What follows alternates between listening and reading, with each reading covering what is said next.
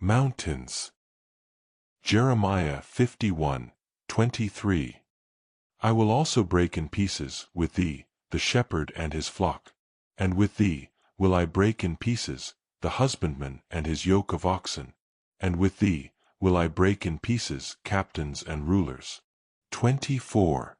And I will render unto Babylon, and to all the inhabitants of Chaldea, all their evil that they have done in Zion, in your sight, saith the Lord. 25. Behold, I am against thee, O destroying mountain, saith the Lord, which destroyest all the earth. And I will stretch out mine hand upon thee, and roll thee down from the rocks, and will make thee a burnt mountain. 26. And they shall not take of thee a stone for a corner, nor a stone for foundations, but thou shalt be desolate for ever, saith the Lord.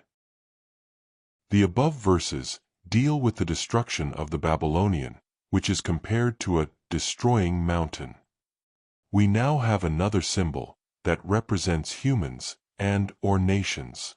Be aware of this, as with all other symbology, when studying scriptures, there may be an entirely different message intended, not what the literal interpretation suggests.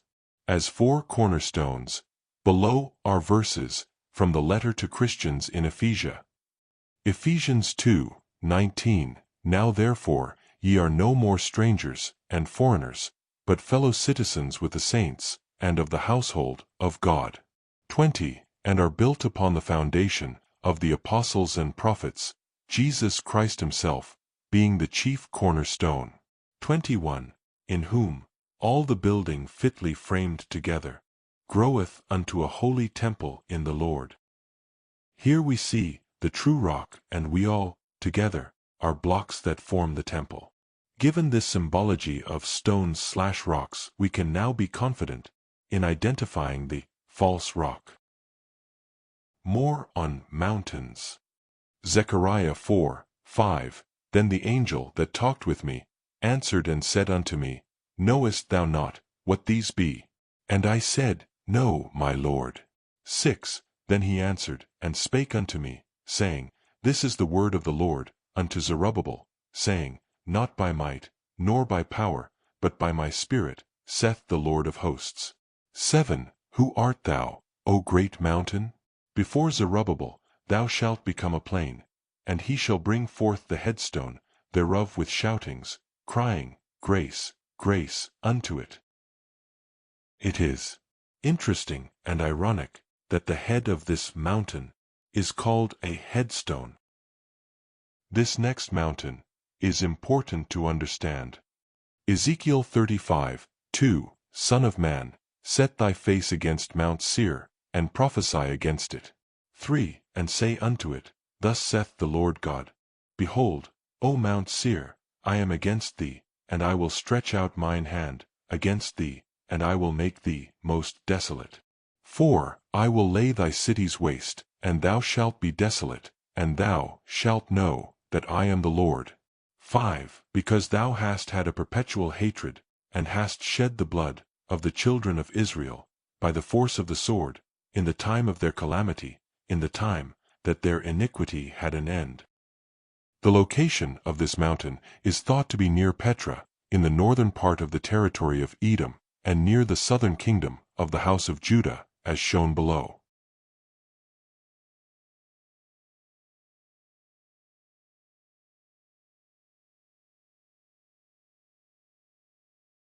The Hebrew for Seir is Seir. Seir. Formed like H8163. Rough. Seir, a mountain of Idumea and its aboriginal occupants. Idumea is a word used to identify the land of Edom, the land of the descendants of Esau. And Seir has another definition related to rough, which is shaggy. Seir. Soir. From H8175. Shaggy. As noun a he-goat. By analogy a fawn, devil. Goat. Hairy. Kid. Rough. Satyr. Which is exactly what Esau was. Genesis 25:25. And the first came out red, all over like a hairy garment, and they called his name Esau. Another mount is found here. Isaiah 29:3, And I will camp against thee, round about, and will lay siege against thee, with a mount, and I will raise forts against thee. 4. And thou shalt be brought down, and shalt speak out of the ground, and thy speech shall be low out of the dust, and thy voice shall be, as of one that hath a familiar spirit, out of the ground, and thy speech shall whisper out of the dust. 5. Moreover, the multitude of thy strangers shall be like small dust, and the multitude of the terrible ones shall be as chaff that passeth away. Yea, it shall be at an instant suddenly. This, however, is a different mount. It is Jehovah's army. Their mountain will be crushed, and reduced to dust, and the weight of Jehovah's mountain will be pressing them into the dirt, as promised to the serpent in the garden. And the chaff will be separated from the wheat and burned to ashes with the tares, in an exceedingly hot fiery furnace. The Lord's kingdom is established. Daniel 2:34. Thou sawest, till that a stone was cut out without hands, which smote the image upon his feet, that were of iron and clay, and brake them to pieces. 35. Then was the iron, the clay, the brass, the silver, and the gold, broken to pieces, together, and became like the chaff of the summer threshing floors. And the wind carried them away, that no place was found for them. And the stone that smote the image became a great mountain, and filled the whole earth. Only one guess as to the identity of the stone, without hands, tells us this is not an actual physical stone. And stones don't grow, but other stones can be added on, and so we see the temple rebuilt. In addition, we can now understand the teaching of Yahshua regarding mountains. Matthew 17:19. Then came the disciples to Jesus apart, and said, Why could not we cast him out? 20. And Jesus said unto them, Because of your unbelief. For verily I say unto you, if ye have faith as a grain of mustard seed, ye shall say unto this mountain, Remove hence to yonder place, and it shall remove, and nothing shall be impossible unto you. Not only is this a lesson on the power of faith, but it is also a message that we can have the victory over the enemy, if we accept that power.